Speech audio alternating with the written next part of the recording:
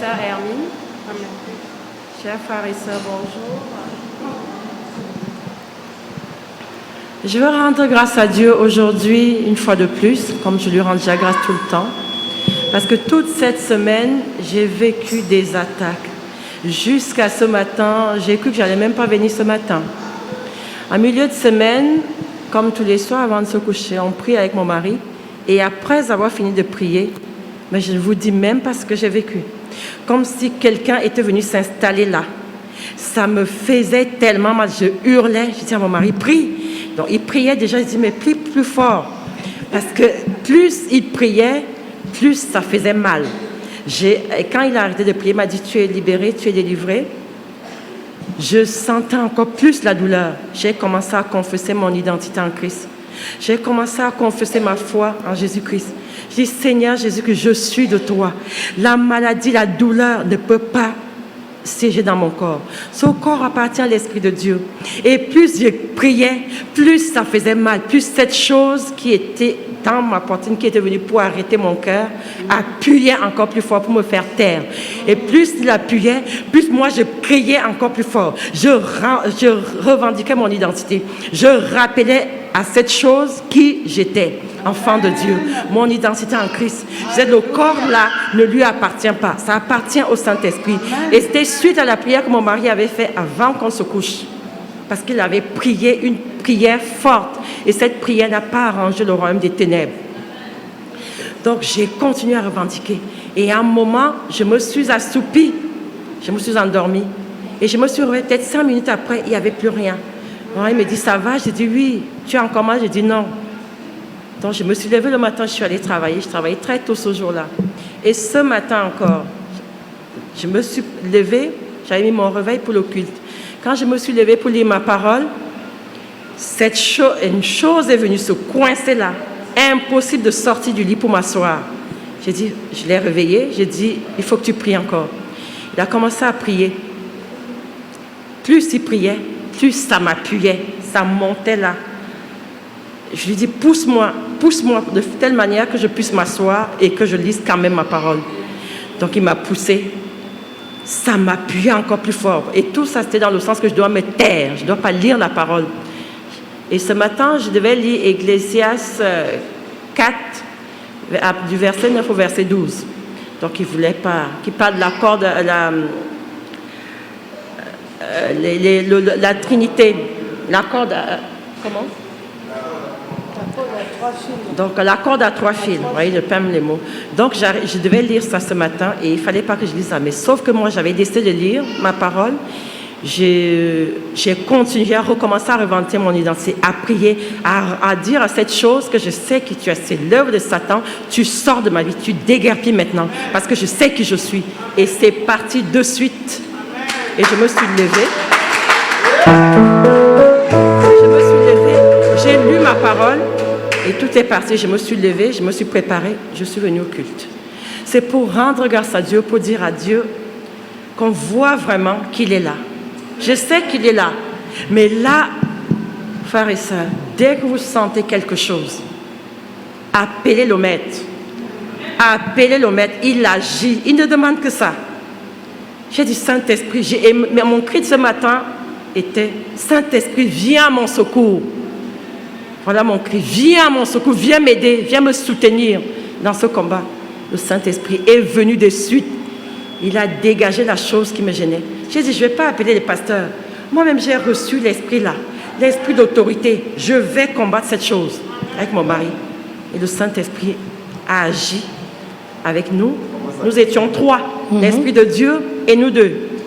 Et on a vu le résultat. Ça veut dire, quand on est un père, les couples devaient prier ensemble parce qu'on voit le résultat. Quand on est enfant de Dieu en couple, on doit prier ensemble.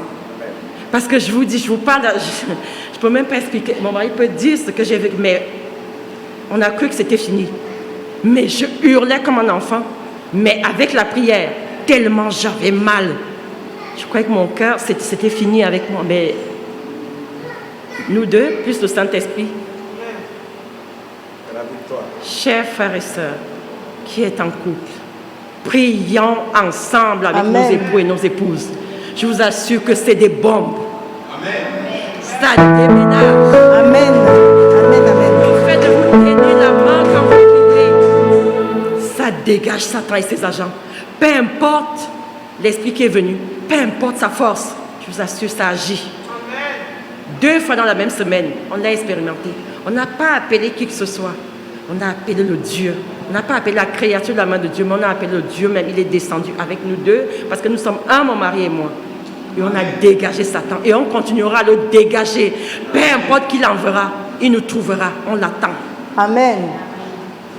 Donc je veux dire que Dieu est avec nous. Dieu est dans nos couples. Dieu est dans nos maisons. Dieu est dans nos vies. Rappelons-nous cela, que nous sommes un et nous devons rester un. Amen. Amen. Alléluia.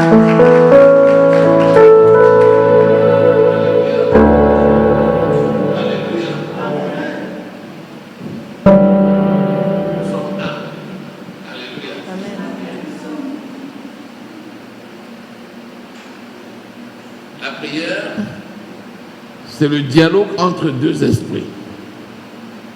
La prière, c'est le dialogue entre deux esprits. L'esprit de Dieu et l'esprit de l'homme. Alléluia. Parce que nous sommes des esprits qui avons la caractéristique de pouvoir habiter dans un corps. Vous savez, ce n'est pas tous les esprits qui peuvent habiter dans un corps. Nous aussi, nous sommes des êtres spirituels. Sauf que nous sommes de la catégorie des esprits qui avons le droit d'habiter dans un corps. Il y a par exemple certains démons qui ne peuvent jamais se matérialiser qui ne peuvent jamais prendre l'aspect d'un corps physique. Il y a certaines catégories de démons qui peuvent prendre l'aspect d'un corps physique. Il y a des catégories d'esprits, comme l'esprit de l'homme né de nouveau, qui peut prendre l'aspect d'un corps physique. Quand Jésus dit à Jérémie, avant que tu ne sois formé dans le sein de ta mère, je te connaissais. Il connaissait qui? Il connaissait l'esprit de Jérémie. Le corps de Jérémie n'était pas encore formé. Il dit, avant que tu ne sois formé, je te connaissais. Donc il connaissait l'esprit Jérémie. Pas le corps Jérémie. Le corps est venu après. Donc, si prier, c'est le dialogue entre l'esprit de Dieu et l'esprit de l'homme, imaginez-vous la force que ça représente quand 2 ou 3 personnes prient. C'est pour ça qu'il dit, là où 2 ou 3 sont réunis en mon nom, je suis. C'est logique, c'est inéluctable. Il suffit que tu te mettes d'accord et il est là. C'est de l'instantané. Quand ça concerne alors un couple, c'est encore puissant. Je vous assure. Donc c'est un beau témoignage. La famille doit prier ensemble. J'ai souvent dit, ce n'est pas une question d'heures. Si ça pouvait prendre des heures, même ce serait bien. Mais Dieu opère. En 1 seconde, il peut opérer. En 1 jour, il peut opérer. En 1 minute, il peut opérer. Mais la famille doit être unie. La maman, les enfants, le papa, ensemble, 30 secondes, merci Seigneur, c'est une bombe. C'est une bombe. La réponse à cette prière, elle ne peut jamais louper. J'ai dit, la réponse ne loupe jamais. Tu peux peut-être prendre le temps pour découvrir, mais c'est toujours là. Alléluia.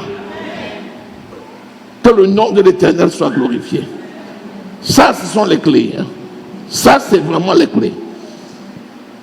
Même si tu es dans une maison où les gens n'aiment pas prier, ne veulent pas prier, prie l'Éternel afin que tu aies au moins un partenaire dans la prière. Au moins une personne qui accepte de se joindre à toi. À 2 là, vous allez secouer la maison. Vous allez secouer la ville. Vous allez secouer la famille. Paul et Silas sont arrivés à Éphèse, ils étaient à 2. À 2. Mon ami, on a dit l'homme si tu nous troubles. Lisez Actes au chapitre 16. ont bouleversé la ville. Pourquoi? Parce que là où il y a deux, Jésus est là. Alléluia. Alléluia. Que le nom de l'Éternel soit glorifié. Amen. Amen.